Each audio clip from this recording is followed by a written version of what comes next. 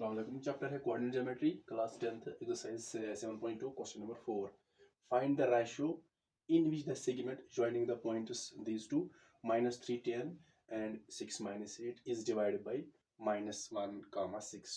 तो यहाँ पर हमें निकालना है रेशियो। यहाँ पर रेशियो निकालना है जो in which the segment joining these two points। कोई सेगमेंट एक है लाइन सेगमेंट जो इन दो पॉइंट्स को ज्वाइन कर रही है और जो पॉइंट्स को डिवाइड कर रहा है उसके कोऑर्डिनेट से -1, 6। जैसे अगर हम यहाँ पर लेंगे joining the points this and this, तो फॉर एग्जांपल हम दो पॉइंट्स लेंगे। यहाँ पर ये पॉइंट ए है और ये पॉइंट बी है।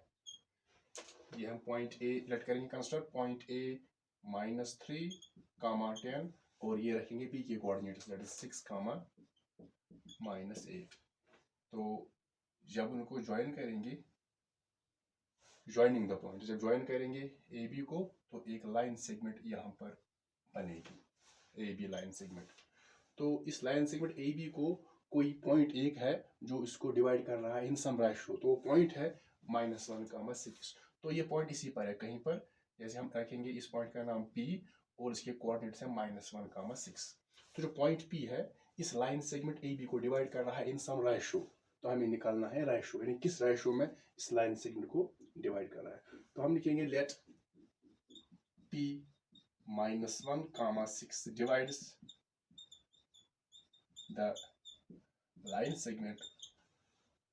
divides the line segment joining A -3, 10 and B 6, -8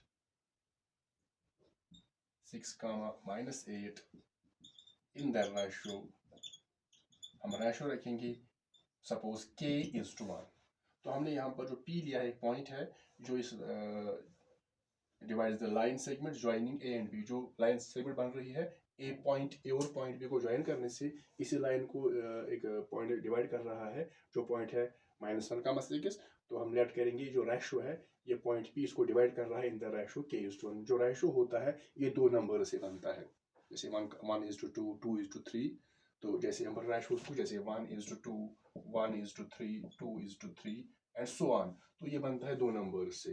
और रेशियो में हम कंपेयर करते हैं दो क्वांटिटीज को। जो रेशियो होता है ये कंपेयर करता है दो क्वांटिटीज को। तो रेशियो क्या बताता है कि एक क्वांटिटी जो है वो दूसरे क्वांटिटी से कितनी बड़ी है या कितनी कम है, ये रेशियो दिखाता है।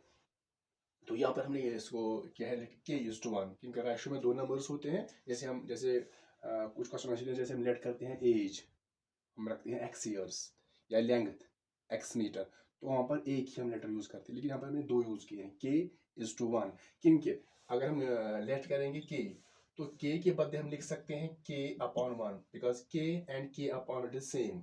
सो K can be written as K/1 that is equal to K:1। तो यहाँ पर हमने दो यहाँ पर नंबर यूज किए क्योंकि रेशियो में दो नंबर्स होते हैं।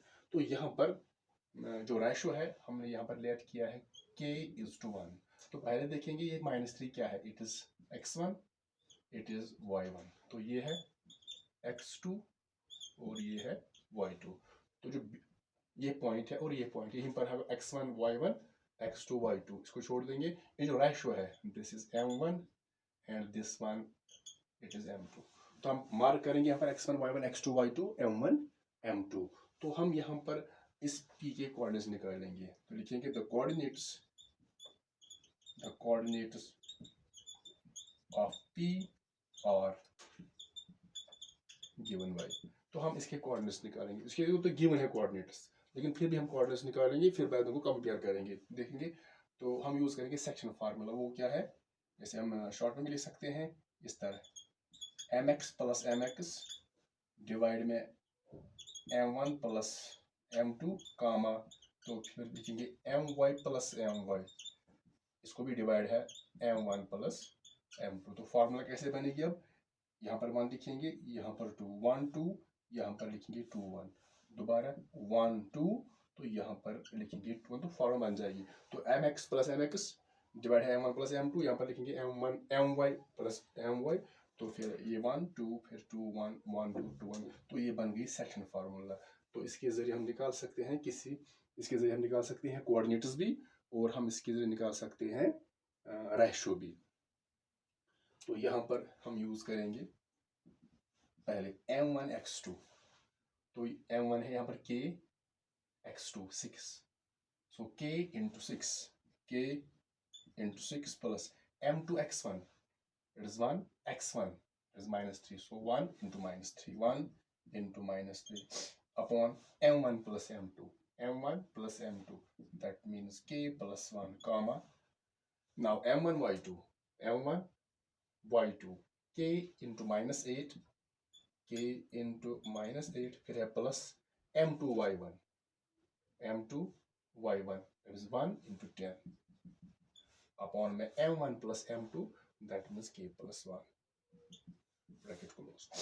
तो सॉल्व करेंगे इसको, k into 6, that is 6k, यहाँ पर 3 1 जा 3, लेकिन साइन यहाँ पर ये पॉजिटिव ये negative, so plus into minus -3 upon k plus 1, ऐसे ही रहेगा कामा 8 into minus k, so 8 into k, that is 8k, but plus into minus is minus 8k, 10 1 are 10, but plus into plus, that is plus 10 upon में k plus 1, ऐसे ही रहेगा k plus 1।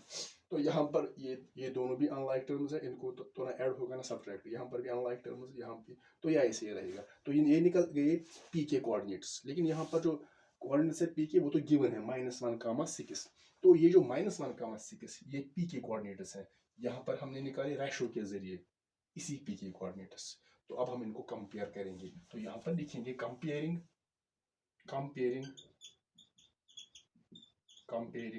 The coordinates, comparing the coordinates of p। जब compare करेंगे तो हम यहाँ पर जैसे ये भी p के कोऑर्डिनेट्स हैं और ये भी p के coordinates, this is abscissa, this is ordinate, abscissa ordinate, तो एब्सेसा इक्वल टू एब्सेसा, क्योंकि बोथ ये जो दोनों है ये पॉइंट p के ही कोऑर्डिनेट्स हैं, that means abscissa equal to abscissa and ordinate जो होगा वो ऑर्डिनेट के बराबर होगा। तो यहाँ पर है एब्सेसा 6k - 3, ऐसे लिखेंगे 6k - 3 अपॉन में k plus 1, ये पॉइंट p का एब्सेसा, इट इज इक्वल टू -1, क्योंकि ये भी पॉइंट p का एब्सेसा ही है, इट इज इक्वल टू -1। तो यहाँ पर लिखेंगे ऑर्डिनेट, यहाँ पर है ऑर्डिनेट -8k + 10, -8k + 10 अपॉन में k plus 1, it is equal to this 6, क्योंकि ये भी ऑर्डिनेट ही है सेम पॉइंट का। तो यहाँ पर हम लिखेंगे -1/1, तो क्रॉस करेंगे 6k - 3 into 1, तो ये बनेगा 6k - 3, से कोई फर्क नहीं पड़ेगा। -1 into k plus 1, देखिए यहाँ पर -1 मल्टीपल है, तो अगर लिखेंगे -1 into दिस k plus 1, पहले लिखेंगे ऐसे ब्रैकेट में, तो 1 मल्टीप्लाइड बाई दिस, तो अगर ऊपर भी लिखेंगे 1 into this, 1 multiplied by 6k - 3, तो जब 1 मल्टीपल करेंगे इनको तो ये रहेगा 6k - 3, से कोई फर्क नहीं पड़ेगा। अब है -1, तो 1 into k, that's k, but minus into plus, that is -k, now minus into plus, -1 1 = 1, तो यहाँ पर हमने क्रॉस मल्टीपल किया, 1 into this is equal to -1 into this, लेकिन यहाँ पर डिवाइड नहीं रहेगा, क्योंकि जब इक्वेशन में क्रॉस मल्टीपल करेंगे लेफ्ट और राइट को तो डिवाइड नहीं रहता है। सो वी गेट हियर 6k, तो हम यहाँ पर जो k वाली टर्म्स हैं उनको एक ही साइड में लाएंगे, ये -k है, लेफ्ट में लाएंगे it is +k, it is equal to -1 right side, तो ऐसे ही रहेगा, -3 यहाँ पर जाएगा +3, सो वी गेट 6k प्लस ये 1k है, क्योंकि लाइक टर्म्स है इनको ऐड होगा, 6k ये 1k है, that is equal to 7k, और यहाँ पर ये 7k बनेगा, क्योंकि जब ऐड करते हैं या सब्ट्रैक्ट तो वेरिएबल चेंज नहीं होता है। 6k + 1 7k, यहाँ पर ये ये प्लस है, 3 - 1 that is 2, so we get k, it is equal to, ये मल्टीपल है तो यहाँ पर जाएगा ये डिवाइड, तो यहाँ पर भी हम रखेंगे 6/1, जब क्रॉस मल्टीपल करेंगे 1 into दिस, तो 1 से कोई फर्क नहीं पड़ेगा, ऐसे ही रहेगा, -8k + 10 इज इक्वल टू 6 भी यहाँ पर मल्टीपल करेंगे, लेकिन दोनों को, इसको भी और इसको भी, 6 into k, that is 6k plus में 6 1 6, लेकिन 6 दोनों को मल्टीपल करना है, या लिखेंगे 6 into k प्लस, जैसे यहाँ पर लिखा था -1 into दिस, या सिंपल मल्टीपल करेंगे, लेकिन ये 6 दोनों को मल्टीपल करना है और ये 1 दोनों को, तो डिवाइड नहीं रहेगा। नाउ इट इज -8k, तो k वाली टर्म्स को हम लाएंगे एक ही साइड में, यहाँ पर है +6k, तो लेफ्ट में आएगा ये -6k, it is equal to, ये +6 राइट में ही रहेगा, लेकिन ये +10 हम राइट में ले जाएंगे तो बनेगा -10, दैट इज इक्वल टू, ये दोनों नेगेटिव हैं और लाइक टर्म्स भी है, क्योंकि k के लाइक टर्म्स है, लाइक टर्म्स जिनका वेरिएबल सेम होगा, तो इनको ऐड या सेपरेट होता है, दोनों नेगेटिव, इनको ऐड होगा लेकिन साइन रहेगी माइनस की। 8 और 6 हो गया 14 और के ऐसे रहेगा के ही।